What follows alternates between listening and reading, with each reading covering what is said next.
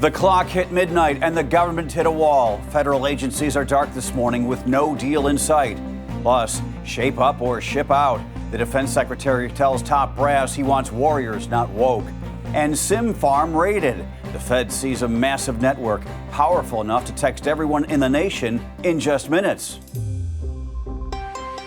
The stories that matter, clear and credible, from across the country to around the world. These are your unbiased updates from Straight Arrow News. Good morning, I'm Craig DeGrelli. We begin this morning with the federal government officially shut down. Both Republican and Democratic proposals to keep the government running failed in the Senate, triggering a shutdown at 12:01 a.m., the first time in nearly 7 years. Starting this morning, federal agencies will begin procedures to close. That means nearly 750,000 non-essential workers will be furloughed. Essential employees, such as TSA agents at airports and those funded through other sources, will stay on the job. But no one gets paid until Congress strikes a deal. Back pay will be issued later, whenever the shutdown ends. Blame is flying on both sides of the aisle.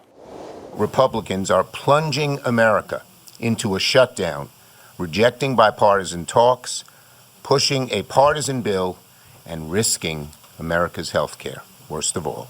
Chuck Schumer is forcing a government shutdown, regardless of the cost, regardless of the consequences to the American people. This truly is a Democrat-owned, Chuck Schumer-owned shutdown. 3 Democrats did break ranks to support the Republican plan, but 5 more are needed to get to the 60 mark to pass it. The Senate is expected to try again today, voting on the same 2 bills that already failed. The Democratic plan would extend health care subsidies and reverse Medicaid cuts, while the GOP's proposal is a 7-week stopgap to buy time for bigger negotiations. It would keep the government running until November 21st. A powerful earthquake has devastated parts of the central Philippines. The 6.9 magnitude quake struck Tuesday night, sending shockwaves across Cebu province and sparking panic. CCTV caught buildings shaking, glass shattering, and people running for cover in restaurants and homes. The human misery is unbelievable. At least 69 people are dead, including victims crushed when a sports complex collapsed during a basketball game. Hundreds are injured, some are still missing. Rescue crews are digging through the rubble, aided by dogs and search teams, as officials warn the death toll could rise. Aftermath images show collapsed buildings, cracked churches, body bags, even a shopping mall engulfed in flames. The quake cut power, damaged infrastructure, and triggered more than 800 aftershocks. Defense Secretary Pete Hegseth unveiled a sweeping 10-point plan to rebuild the U.S. military, and President Trump took it a step further, floating the idea of using high-crime American cities as training grounds for the troops. The two laid out their vision at a rare meeting that brought hundreds of senior commanders from around the world to Quantico, Virginia. Hegseth lambasted prior administrations for promoting officers for the wrong reasons, including race, gender quotas, and historic firsts, saying it's made the Pentagon, quote, less capable and less lethal. He said the new focus will be on a warrior ethos and peace through strength. No more identity months, DEI offices, dudes in dresses. No more climate change worship. No more division, distraction, or gender delusions. No more debris.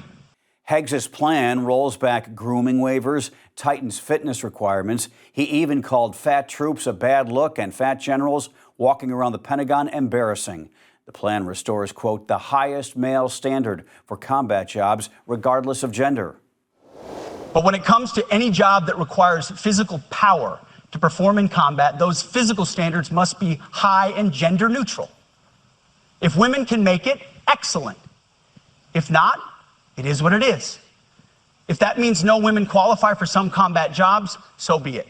President Trump then outlined his own controversial idea, sending troops into, quote, dangerous U.S. cities as part of their training, calling it a war from within. What they've done to San Francisco, Chicago, New York, Los Angeles, they're very unsafe places, and we're going to straighten them out one by one. And this is going to be a major part for some of the people in this room. That's a war, too. It's a war from within. Critics sounded off on the speeches. Retired Major General Paul Eaton, a veteran of the Iraq War, told the New York Times, quote, Pete Hegseth spent millions to fly in all of our generals and admirals to rant about facial hair and brag about how many pull-ups he can do, and have Donald Trump sleepwalk through a list of partisan gripes. President Trump is taking aim at America's sky-high drug prices, unveiling a sweeping deal with Pfizer that he says will slash costs for patients and taxpayers. The announcement came just hours before the government shut down and included a promise to deliver discounts through a new website called Trump RX. Pfizer, one of the world's biggest drug makers, is now on board with Trump's most favored nation pricing plan, committing to match the lowest price offered in any developed country.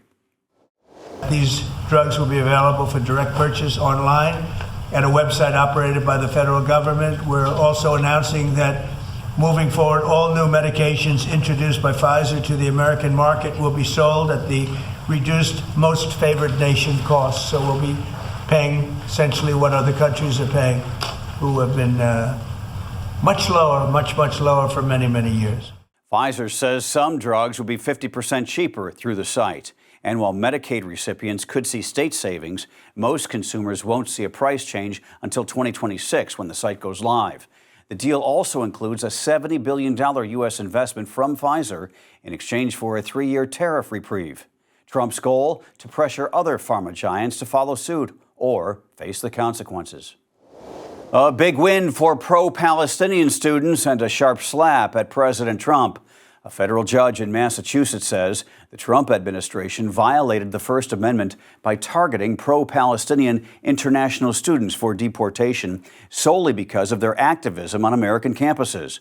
Judge William Young accused the administration of trying to strike fear into students and called the policy a, quote, truly scandalous and unconstitutional suppression of free speech.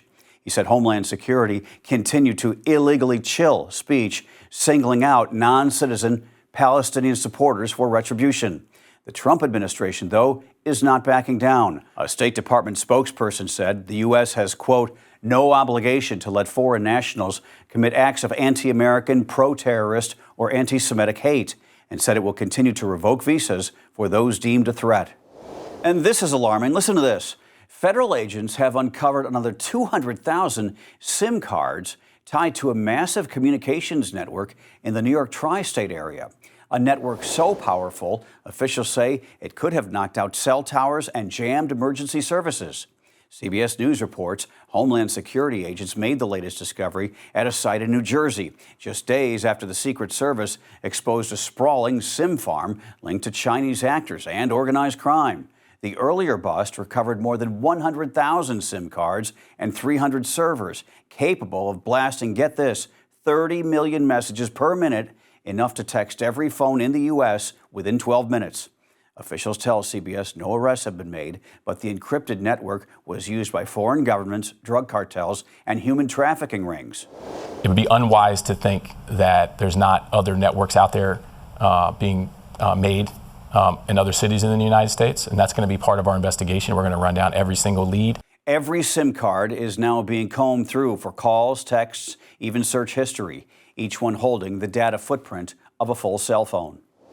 Finally this morning, a furry folk hero has claimed victory in Alaska's beloved Fat Bear Week. After 3 years as the runner-up, Bear 32, a.k.a. Chunk, you see him there, is the king of the Katmai, weighing in at a whopping 1,200 pounds. With a battle-scarred snout and a jaw that has seen better days, Chunk beat out a dozen other jumbo-sized contenders to win the crown. Lots of eating there. These guys have the life. Second place went to Bear 856, who may not have a catchy nickname, but put up a big fight. Still, in a contest where the goal is to get massive, these bulky beasts have packed on enough pounds to snooze through Alaska's long, dark winter, dreaming, no doubt, of next year's rematch. All right, so here's the question this morning. It's October 1st, right?